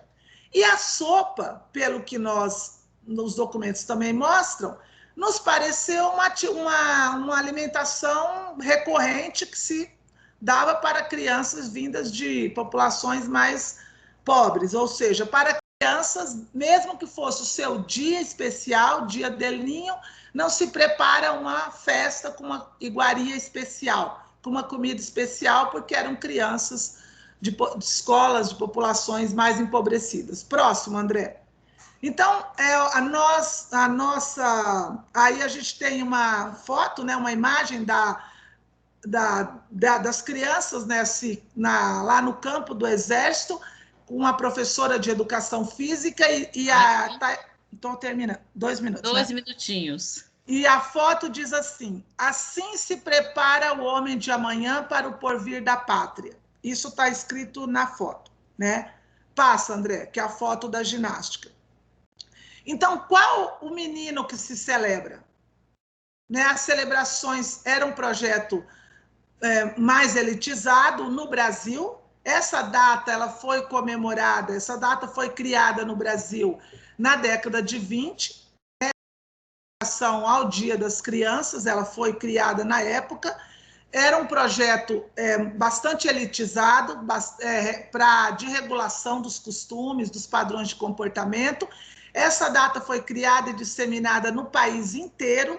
Todas as escolas do Brasil ainda hoje celebram esse dia. Nós temos aí uma epígrafe, uma citação da professora Cíntia Greve, que também vai estar conosco numa mesa Central Estudo Elias, apontando um fragmento também dessa atividade na década de 30 em Minas Gerais, também que as elites utilizavam para fazer as suas atividades filantrópicas e também sair no jornal. Então, para qual criança se celebra? Passa, André. E finalizando as considerações, eu penso que, ainda que tenha ausência da criança, nós não queremos dizer que a documentação nos mostra que havia ainda uma presença da criança na concepção formativa da escola. Então, mesmo que a criança tenha ficado invisível na atividade, a escola aparece como um fenômeno social passível de investigação, porque a escola, a figuração escolar, ela é fundamental e foi fundamental no processo de escolarização da fronteira e no processo de civilização dessa fronteira educativa nessa região. Então, como Elias aponta que todos os fenômenos sociais são passíveis de investigação, a educação hoje tem um lugar central e um lugar marcante como espaço de investigação. E para compreender os ninhos e a sua condição, Elias nos propõe observá-los, né, não como adultos, mas como pessoas que vão se desenvolvendo nesse processo e nessas condições que nós, como grupo, nós, como figuração, e nós, como lugar que damos a essas crianças, estamos propiciando. Então, é um pouco daquilo que a gente vem discutindo nessa fronteira, mas, assim, muito brevemente, porque agora eu acho que abre para nossas discussões, e eu agradeço e digo que essa foi, assim, um pouco do que nós estamos propondo para o início de uma pesquisa aqui, porque a nossa internacionalização nesta região são com os nossos irmãos latino-americanos. Muito obrigado, Dina. Passa o próximo, só para ficar o endereço do nosso pesquisa. Muitas graças, Dina.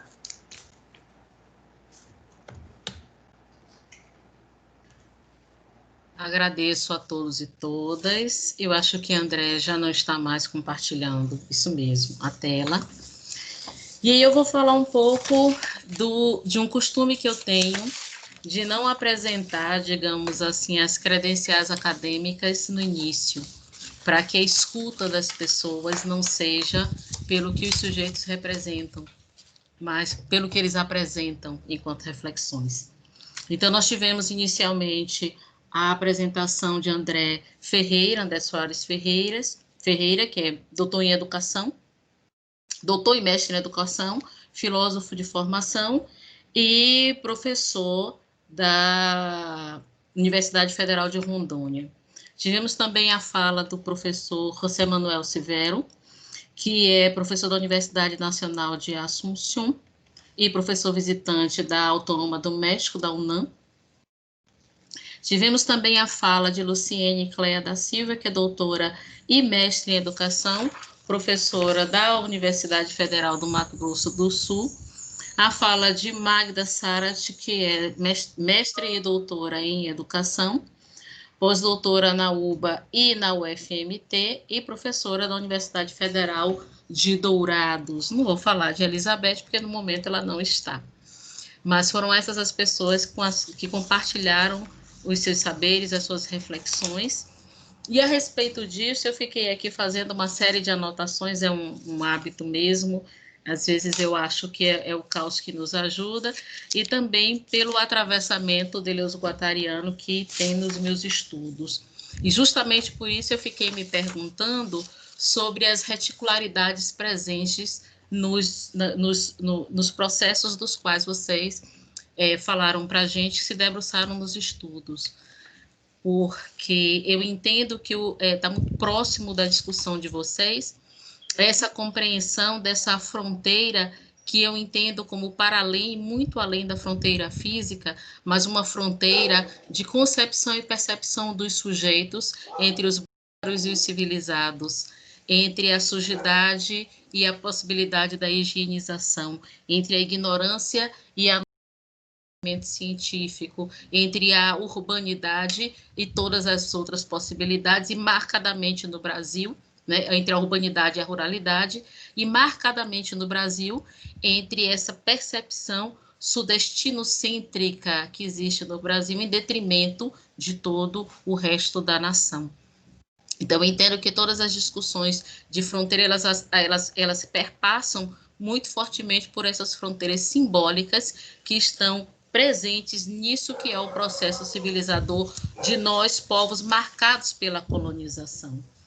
E eu fico me perguntando sobre o dilema nosso enquanto docente, e que presente também tanto nos relatos de Luciene e de Magda sobre a percepção e a memória das professoras, desse conflito em ser ao mesmo tempo arauto desse projeto de civilizador, dessa percepção e dessa forma de estar no mundo, de sujeição dos corpos e de um comportamento que se opõe à cultura local, e ao mesmo tempo ser o símbolo da sujidade, seu símbolo e ter uma pertença do que essa escola rejeita e do que esse projeto rejeita, porque é esse espaço também de fronteira do exercício da docência. Também aqui pensando um pouco sobre essa noção de fronteira e da própria relação dos países dentro da América Latina, sobre a compreensão do nosso atravessamento indígena, que é fortíssimo e assumido pelos países da América Latina como um todo e parcialmente assumido no Brasil. Além disso, pensar nessa fronteira que se estabelece com a missão civilizatória do Brasil profundo, que até hoje a gente permanece, né, com essa missão civilizatória de levar essa urbanicidade, esse refinamento, esse higienismo e essa noção de uma outra realidade que não nos pertence. E por isso eu insisto com a noção mesmo das reticularidades, né, presentes, e que entendo eu que é o que tem trazido a potência dos nossos povos. Né? Isso que está nesta rede, na interdependência, mas que escapa dela e que produz um novo, e a nossa sobrevivência e as nossas idiosincrasias. Eu ainda não encontrei uma pergunta aqui, mas eu gostaria de ouvir um pouco vocês, enquanto chegam as perguntas, e eu espero que cheguem, sobre essas fronteiras simbólicas que atravessam o trabalho de vocês, muito mais presentes na minha percepção do que as fronteiras físicas, e o atravessamento delas na perspectiva da figuração em Norbert Elias.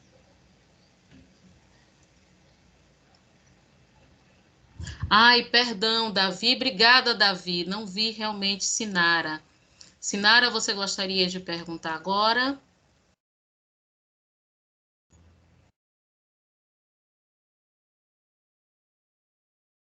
Simon, se você puder liberar o microfone de Sinara, seria bom.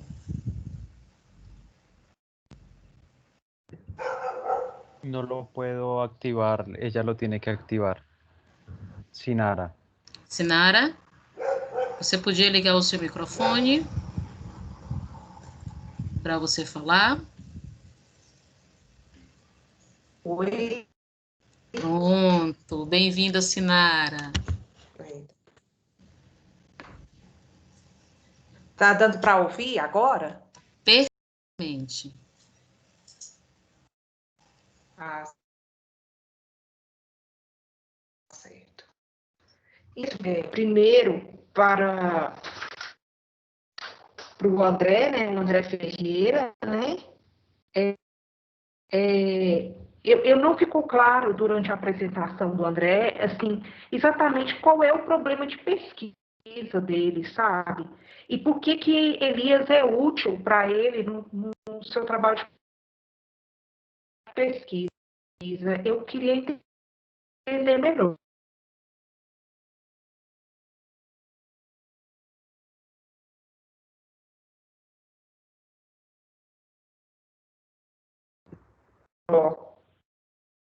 No se escucha. em relação se reforçam e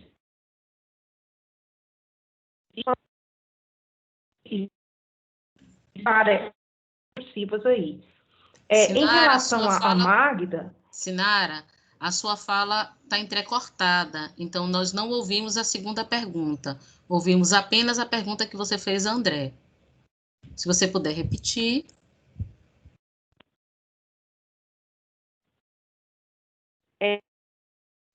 Em relação ao Manuel, eu gostaria de saber a relação que ele vê entre o eugenismo e o nacionalismo. Como essas duas linhas ideológicas se entrelaçam, né? E não só teoricamente, prática, no objeto de estudo dele, como ele vê a relação dessas duas correntes, né? Dessas duas formações discursivas.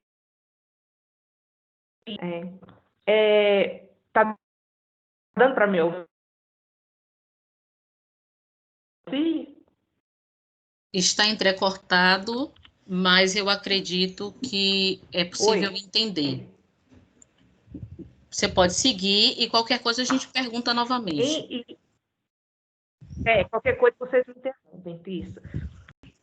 Então, Magda, eu fiquei pensando durante a sua apresentação, porque que eles tratam do termo de civilização, né? Mas eles estão usando o termo civilização no seu sentido comum da palavra, né? Então, não no sentido que eles dão o termo de civilizar-se, né? E eu também fiquei pensando o seguinte, embora tivesse práticas ali naquela escolinha perdida no meio de uma fronteira,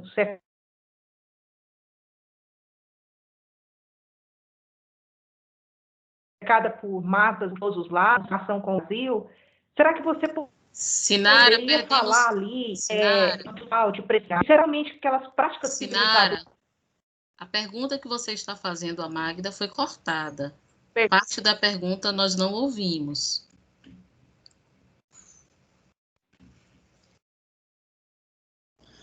Não seria melhor ela escrever no chat? Acho que é melhor. Eu já ia propor isso. Você quer escrever, Sinara?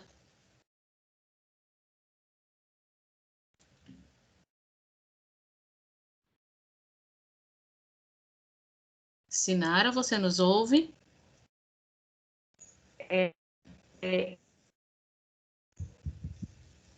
Eu entendo que você está com dificuldades com o sinal da internet. Eu posso... Você pode escrever as suas perguntas? Tá, e fazendo novamente? Eu vou... Pronto, então eu vou escrever. Tá certo, Magda? Escrever. Sim, eu dou. Sim, eu vou escrever as perguntas. Por favor. Melhor eu escrever. Yeah. Obrigada, Sinara. Estamos aguardando. Lina. André, você gostaria de responder? Porque eu acho que foi a única pergunta que foi tranquila, foi a primeira. O Manuel falou, Dina. No, ¿Você? ¿Te apetece contestar? Si André quiere responder y luego yo continúo, porque yo escuché un poco de la pregunta. Vale. Creo que Dina había consultado los conceptos de normalismo y de higienismo, de cómo podrían estar encastrados. Eso es, ¿no? Eso es. Si André quiere contestar y luego yo continúo.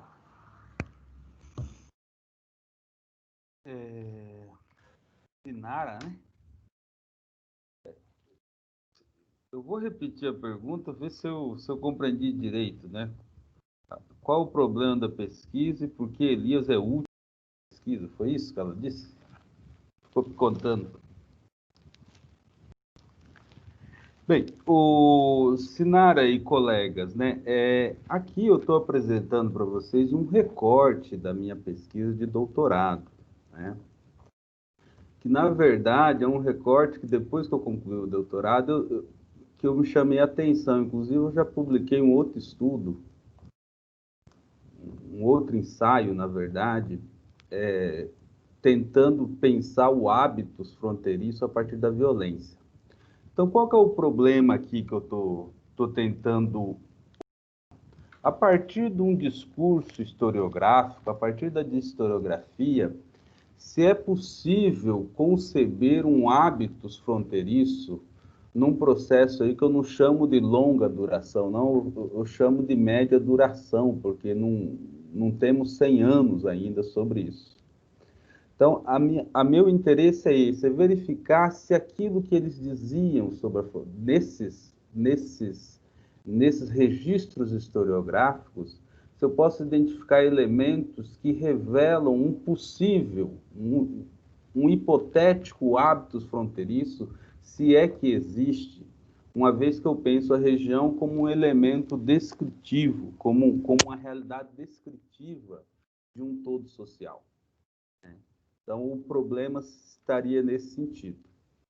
E aí, obviamente, eu estou olhando, quando eu pego o Melo Silva, sobretudo, muito mais do que ele é uma referência, ele compõe a historiografia regional, porque é um dos primeiros a registrar elementos dessa fronteira, mas ele não é historiador profissional, e em alguns momentos o texto dele, os livros dele, adquire um tom de manual de civilidade.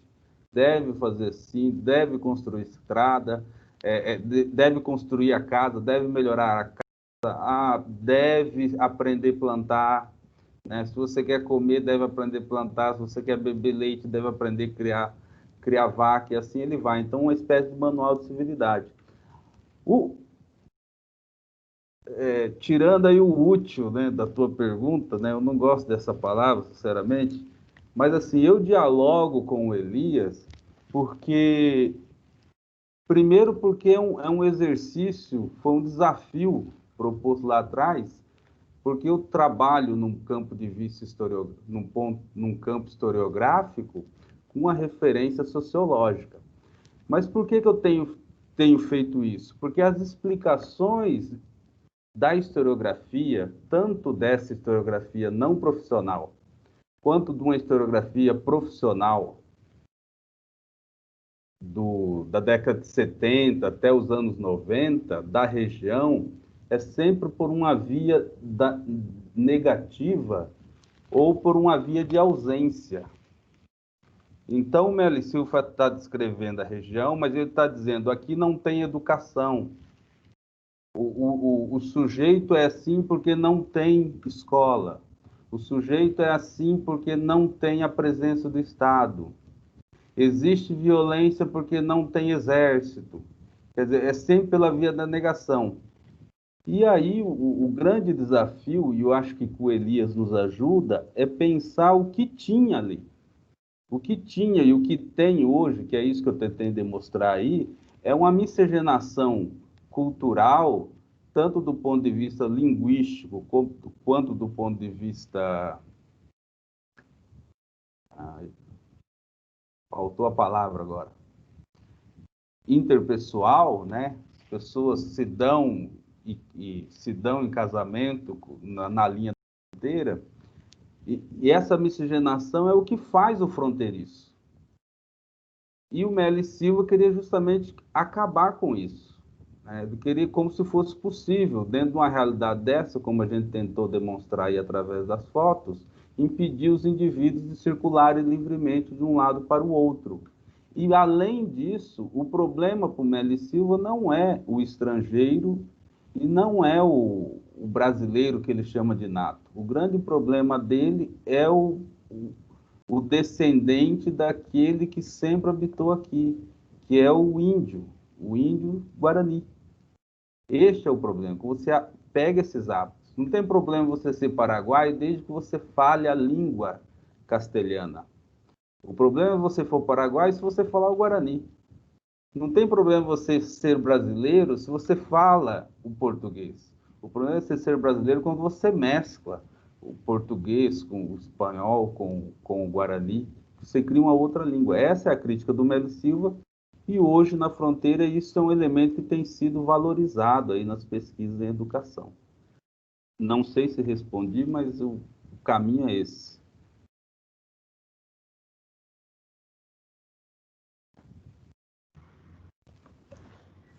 José, te toca a ti. Sí, bueno, perfecto. Mira, la relación entre normalismo e higienismo en la historia de la educación paraguaya es total la relación. Si no se puede entender ese normalismo que se instituye y consolida de la mano de las hermanas Sperati post del 70, en ausencia de muchísimos elementos higienistas. Ese higienismo que inicia ya por 1802 en Europa, especialmente en Francia, y que Sarmiento lo recoge con toda la esperanza de lograr ese progreso tan anhelado para esta parte del mundo. Si bien es cierto que anteriormente ya había un cierto higienismo con respecto a, estoy pensando por ejemplo en las reformas borbónicas, ¿no? Pero ese higienismo es más bien un orden que se quería lograr a través de la salud pública, por decir así. Pero higienismo como tal, movimiento para ordenar la ciudad y para ubicar de manera estratégica y simbólica al mismo tiempo, es decir, nouménica y fenoménicamente a unos y otros, esto se ha dado con un gran movimiento positivista, liberal, higienista, eugenista, de la mano de Sarmiento y de otros pensadores como Bunge, y lo mismo de la mano de José Ingenieros, por ejemplo, posteriormente, El hombre mediocre, la famosa obra del hombre mediocre, ¿no? Todo eso hemos bebido en la historia de la pedagogía paraguaya con unos bríos siempre renovados y un tanto contradictorios. Y André hablaba del guaraní. Cuando yo todavía me acuerdo que en mi escuela me decían que tenía la boca sucia porque hablaba en guaraní. Mi lengua materna es el guaraní. Yo aprendí a hablar primero el guaraní, luego el español. Pero mis profesores me decían que tenía la boca sucia por hablar en guaraní. Eso venía de generación en generación pasando por aulas, por la escuela. Eso era una política educativa, suprimir, arrinconar y además expresar la suciedad explícita e implícita de una lengua indígena como es el guaraní. Pero no solamente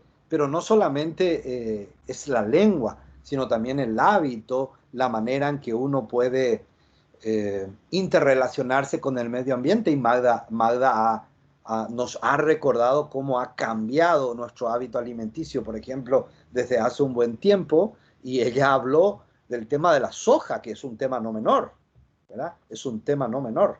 Entonces, yo no podría entender la historia de la pedagogía paraguaya en ausencia del higienismo y del eugenismo, de la buena raza, ¿no? De la buena raza. Ahora bien, el tema higienista es muy contradictorio, porque si uno empieza a mirar los grandes principios del higienismo, tendríamos que hablar de sistemas cloacales, gestión de excretas eficiente, etcétera, etcétera. Sin embargo, Paraguay tiene no más de 5% de gestión de excretas en todo el país. Entonces, ¿para qué ha servido el higienismo en todo este tiempo?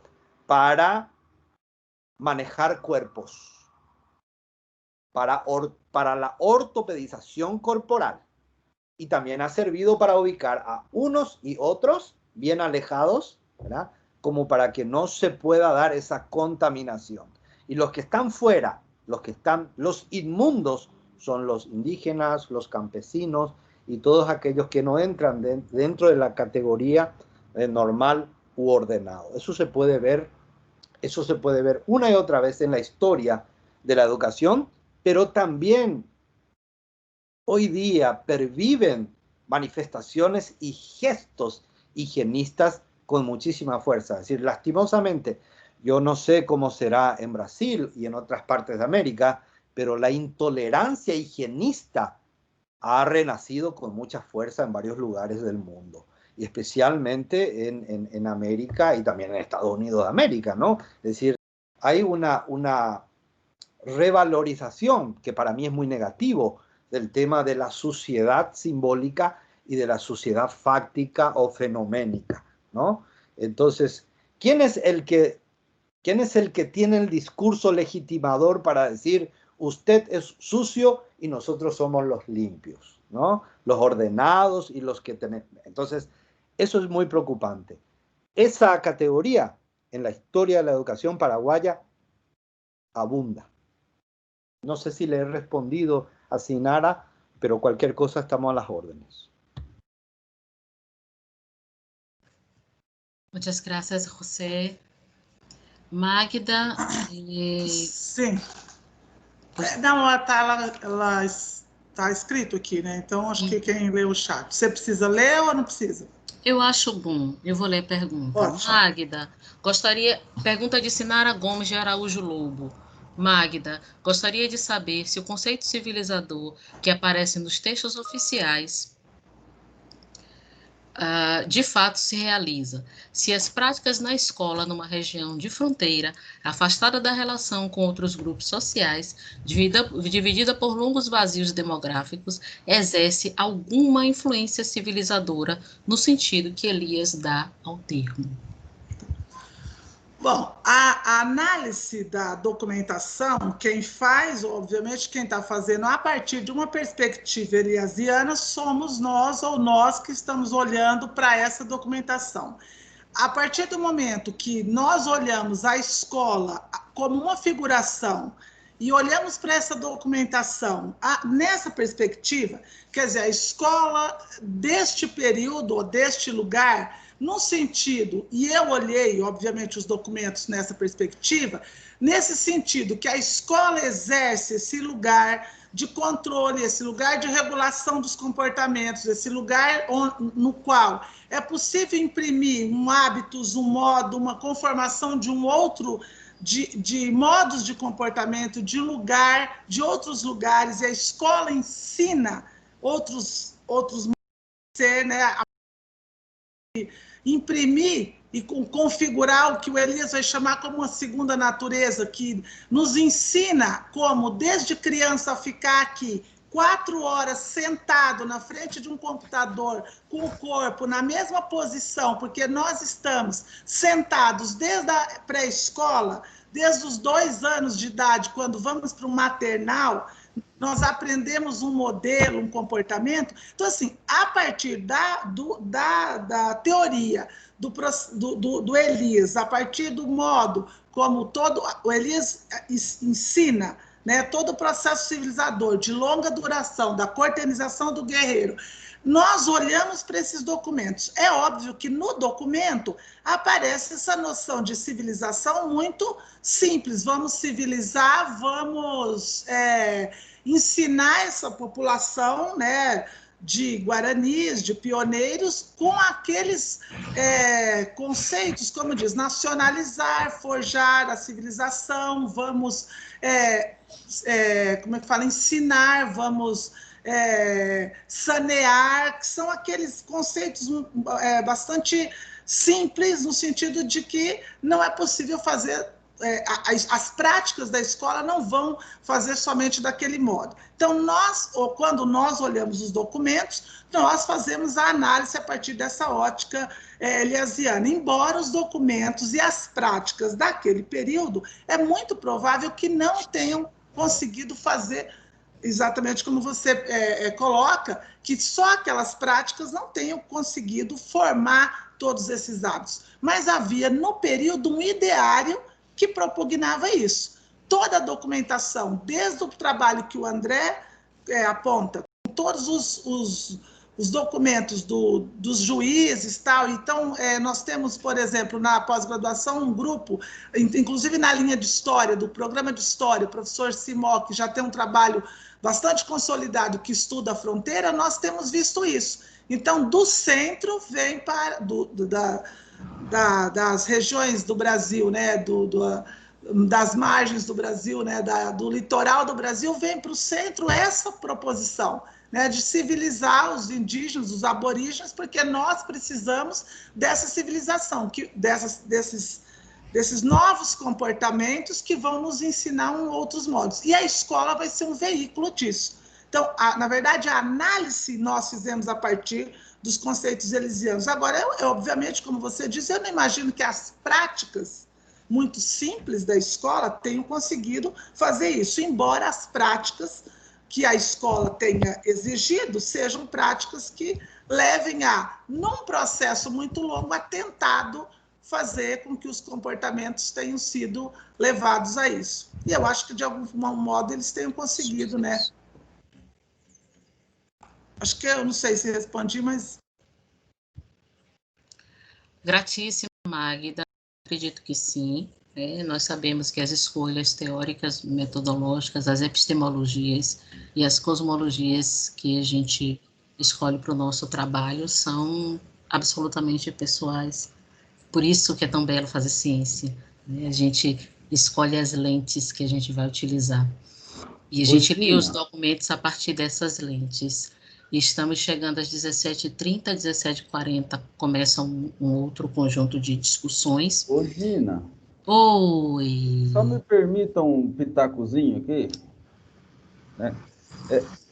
Magda falou muito bem, mas isso é uma pergunta que uma vez já me fizeram também, por ocasião da minha tese.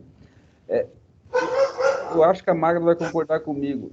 Tem que se lembrar que não existe um processo civilizatório, existem processos. Né? E é claro, cada cultura e cada região vai estar envolvida em processos.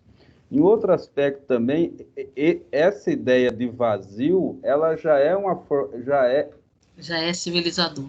Já é civilizador e é estigmatizante do centro em relação a nós, porque se é vazio, porque fizeram vazio, porque antes não era. Né? Fizeram vazio, esquecemos esse processo colonizador dessa região, né? Colonizador entre aspas, que está envolto ao processo civilizador, fez desse espaço um grande vazio, porque não era.